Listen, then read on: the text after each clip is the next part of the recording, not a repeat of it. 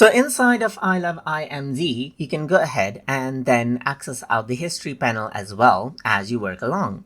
For example, if you were to go to Photo Editor right here and select out an image, let's say for example, if I were to go ahead and select this out right here, this is what you have. And now over here, you can go ahead and click on, let's say for example, shape right here, and then go around over here and add in a polygonal shape. So if I were to go around over here and then let's say for example, go to the setting right here, I can go to color and select this out or select this out right here and apply. Then I'm going to go around over here and let's say for example, crop out the project right here just like this. And then I'm going to go ahead and draw and so forth. So now I can go back and go forward right here. I can undo and redo it out.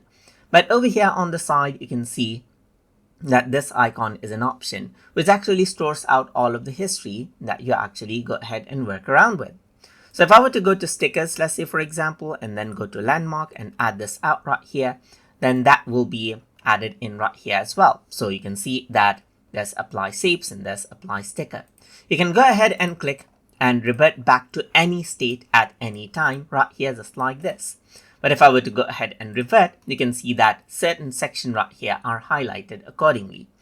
But if I were to go ahead and make a change, let's say for example, now I'm going to go around over here, add in a star right here, apply, then what happens is that this is how it actually works out. You can see that as I go around, you can see like I got two states right here. Like I got this state and I got the star state right here, just like this. So you can go ahead and choose as you want.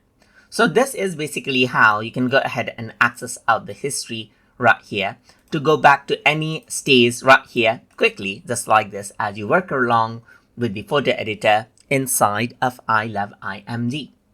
So I hope you guys learned something as always.